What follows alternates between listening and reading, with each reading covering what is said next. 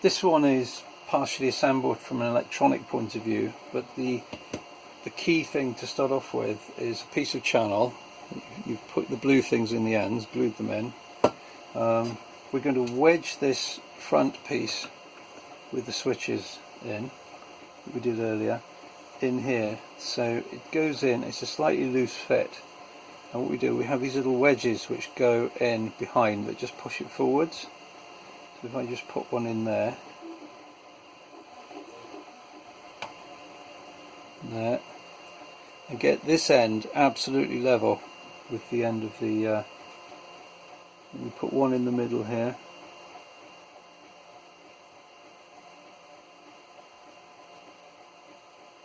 There we are, and one here. We'll actually do this before you put the electronics together, but I'm just filming this later. And make sure this end of the wood is absolutely flush with the end of this here.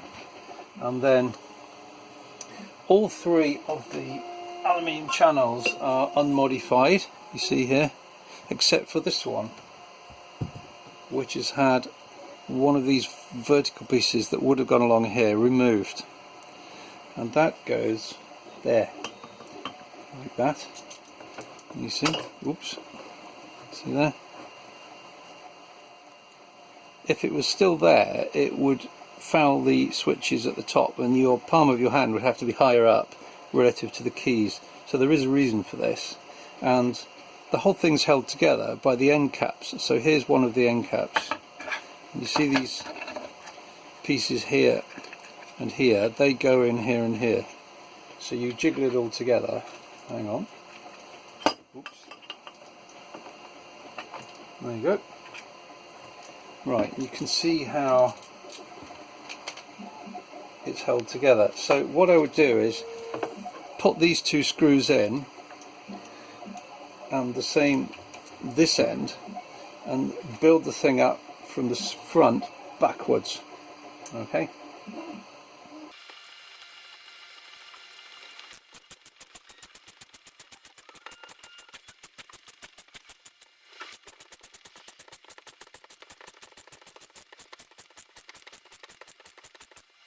We'll do later on exactly the same thing this end. So you end up like this. This is the top row of keys, bottom row of keys, and we'll slowly assemble all the electronics into this end. For now I've just pushed this one on. So how about tidying up the wiring? You can see that the teensy board is here, and we're going to hold it in place with a bit of hot glue. The wiring should be as neat as you can make it to these switches. However, again, you can glue it down like this. Okay, there's only one rule, and that is the wires mustn't get in the way of the keys. So the keys come through here. Clearly, if there's a wire in the way, it will foul the key. So we need to just jiggle everything into place, and you can see once it's tidy and glued, possibly with hot glue, whatever you prefer, keep the wires down or up in this case here, so that the keys can come through the whole key box unimpeded by anything. Don't forget the ground wire which runs round here. Again, here, be careful that the side of this key doesn't foul it. So it's all about being neat and tidy.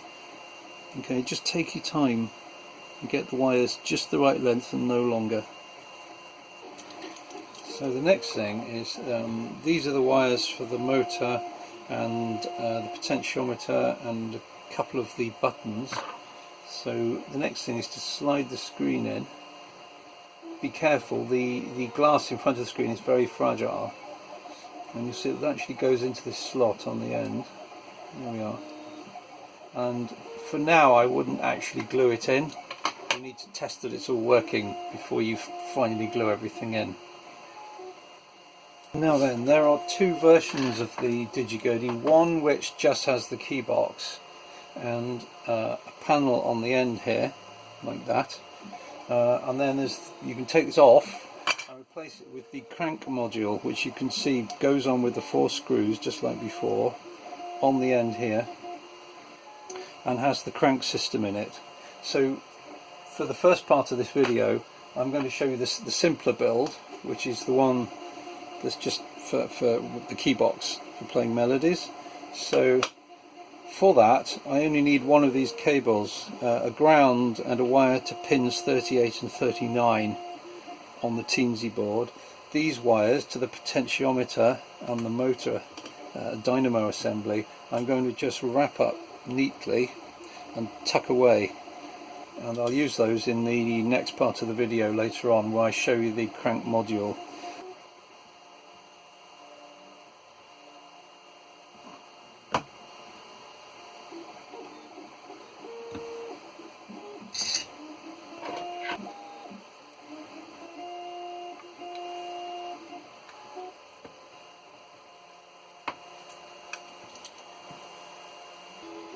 So we've put the micro USB lead into the plug on the end of the Teensy.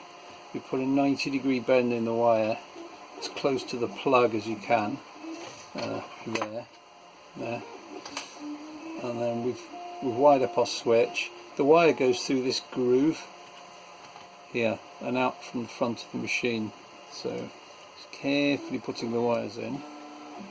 Oops. Lining everything up, checking the wire comes out through the groove, which it does there. And we then put the lower 2 screws in to hold it all together.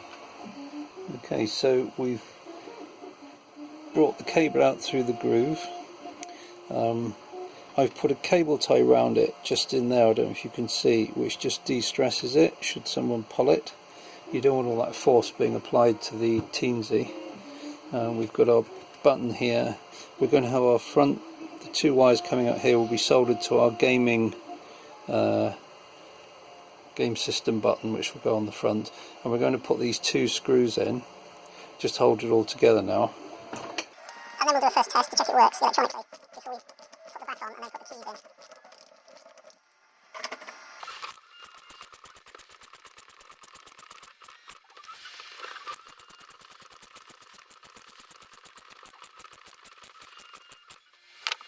One thing to remember, because I've just done this, is don't forget you've got a wire here which runs across all the ground pins of all the micro switches. Don't forget to solder the end of it here to one of the ground connectors on the Teensy. Where are we?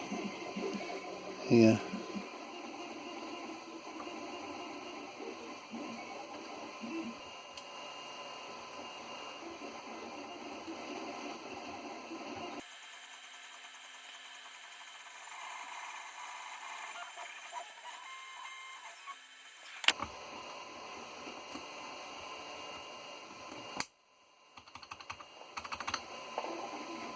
What I've done now is I've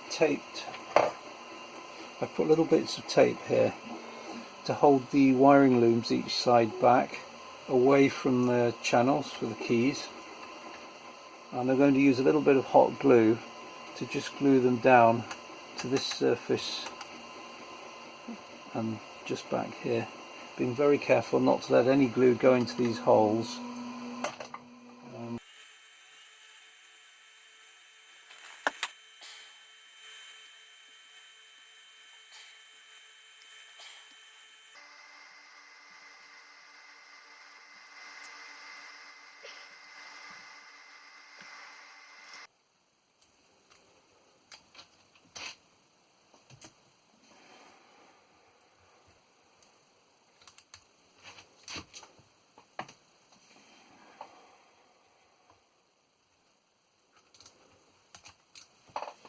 So once you've glued this just along here to hold it down so it doesn't, the circuit board, so it doesn't foul any of the keys, it's good to de-stress this wire. This is the USB lead, and one way to do that is to put a cable tie around it, don't know if you can see there, facing backwards, and then jam it into this corner there and put some glue gun glue on it, so that when this, see there's a recess in here, when that traps it, then it completely de-stresses the lead, so it's not pulling on the plug, the micro USB plug, which goes into the end of the circuit board. You might be able to see the fact that the glue gun glue is holding it there, so we've de-stressed this cable, and then this cover, or indeed if it's the crank module it's the same thing. There's a groove there, so there's a groove there, it just covers it over and comes out through here. So the final step at this end now is to put this switch back through its mounting hole here, put the little screw, little nut onto it, feed the wires back in so they're not stressed, and make sure this USB lead comes out through this groove, which it does there, and then put the screws back in to hold the whole thing together, there and there. Right, I've turned the whole machine around now, so the complicated end with the circuit board and everything is this end. So we'll leave that alone now, and we'll unscrew this end, which is the easier end if you like, loosen that, okay, because we've now got to fit the rear panel and the rear two pieces of channel. So if your wiring's tidy, nothing is obstructing the keyholes, the key slots, and they should run through without hitting anything, then this part should all just go like clockwork. So this side, obviously, make sure it's the right way up, and that the slots match, so that clearly that way they don't, but this way they do.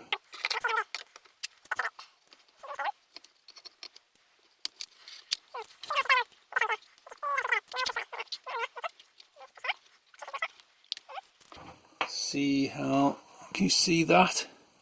See how that all lines up? And there's your blue blocks ready to take the screws, and this is going to go on here like that. This goes, hang on, this way round. There's a mounting there for a strap, and obviously that needs to go on the surface that's facing you when you're playing it.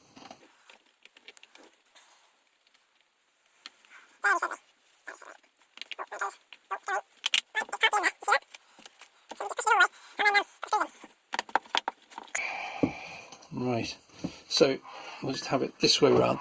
So this is how it would be from the playing position. You can see how there's a lip there which holds this panel in place. That's pretty good. Look through the holes and see if anything is obstructing them. I can't see anything, so that's good. We'll put all the screws in now. So these two, these four, and then we'll put the keys in and test that they move freely.